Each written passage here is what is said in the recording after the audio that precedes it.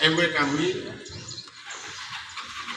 Kakanda Adinda kita Pak Endang, bahwa apa yang salah dalam negara kita secara umum, masyarakat Islam di Indonesia, perjudian yang paling banyak adalah Indonesia, masyarakat Islam, prostitusi, judi online, dan korupsi.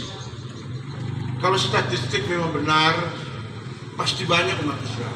Karena kalau kita data 80-90% umat Islam dan lebih banyak, pasti dimanapun kita pergi, fenomena-fenomena seperti itu adalah pasti umat Islam yang dominan.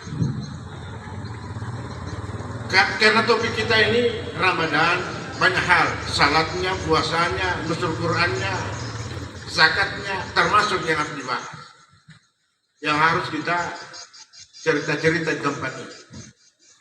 Yang pertama, puasa.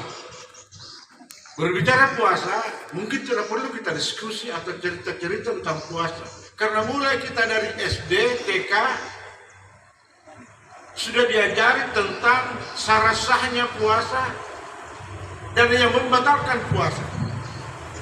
Kita sudah hafal dan itu tidak ada perubahan dan tidak ada perkembangan.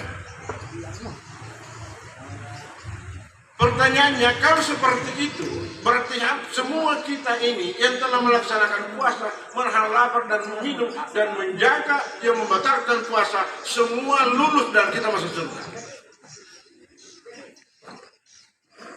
Tapi sebagai mahasiswa, apalagi kita ini dari kami, apakah seperti itu kita punya pemahaman sekedar menahan lapar dan haus?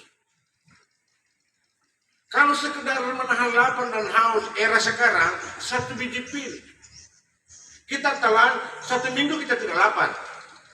Apakah itu pendekatan kita untuk menyatakan diri bahwa saya sudah beriman dan menjadi derajat takwa?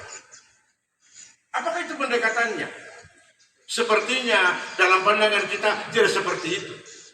Kalau kita masih di SD, SMP, yang penting menahan lapar, berbuka pada waktunya, alhamdulillah kita sudah berpuasa.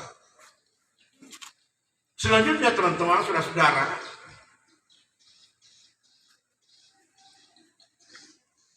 kita disuruh berpuasa sebagaimana orang-orang terdahulu. Saya menganggap bukan hanya orang-orang terdahulu yang berpuasa, seluruh hamba Allah di permukaan bumi ini adalah berpuasa.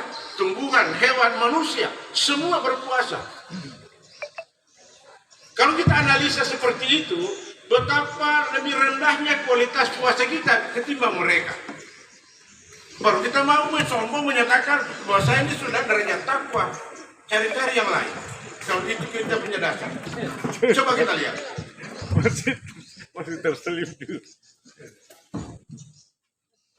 Tumbuhan, mungkin orang pertanian mengetahui, pada saat-saat tertentu tumbuhan itu dia gugurkan daunnya. Pada musim-musim tertentu itu tanaman dia gugurkan daunnya. Pertanyaannya, kenapa mereka gugurkan daunnya? Karena mereka memakan makanan saripati tanaman yang ada di dalam tanah, unsur-unsur hara yang ada di dalam tanah, dia resap, dia simpan pada tempat penyimpanan tertentu. Itu tanaman. Sehingga daunnya berguguran. Dengan demikian, kalau kita mengambil kesimpulan sementara, mereka itu berpuasa. Pasokan makanan yang sedikit, sehingga daun-daunnya itu digugurkan. Tumbuhan. Kita lihat hewan. Hewan di darat, misalnya ular, pada musim-musim tertentu, waktu tertentu itu dia ganti kulit. Ganti kulit itu pelbis. Dia ganti kulit itu ular. Dalam proses pergantian kulit, kira-kira apakah dengan semudah itu kulitnya bisa keluar dari tubuhnya? Betapa sakitnya makhluk itu ketika ular itu dia keluarkan kulitnya, dia ganti kulit. Untuk sampai seperti itu, makhluk itu kalau kita pandang, pasti mereka tidak makan. Sehingga badannya kerdil, tubuhnya dia keluarkan. Nelayan Kalau kita lihat ada namanya kepiting, apakah kepiting rajungan atau kepiting bakau? Pada musim-musim tertentu, kepiting itu dia ganti cangkangnya. Untuk mengganti kulit atau mengganti cangkangnya, tentu mereka itu melakukan proses. Juga dalam bahasa kita, dia berpuasa.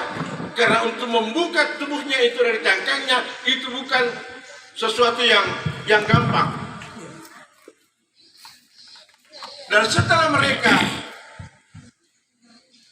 melakukan pergantian kulit, dia akan tumbuh tubuhnya dengan sempurna. Demikian juga pohon. Setelah daunnya gugur, maka dia akan menggantikan dengan daun-daun yang hijau dan enak dipandang mata, dan kehidupannya semakin kuat.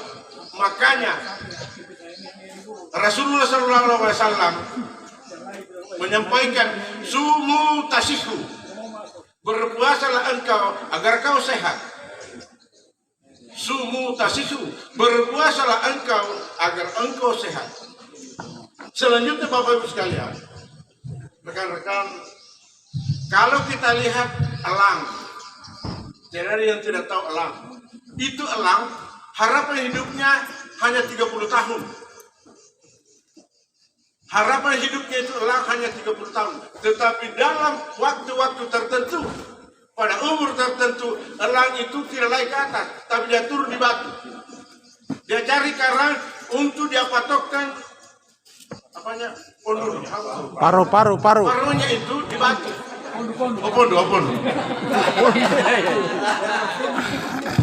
Itu elang pada usia tertentu dia ke batu karang, dia patok itu batu. Kenapa? Supaya paruhnya itu tumpul. Kenapa dia tumpul? Supaya dia tidak makan. Cakarnya juga dia cakar itu batu. Supaya dia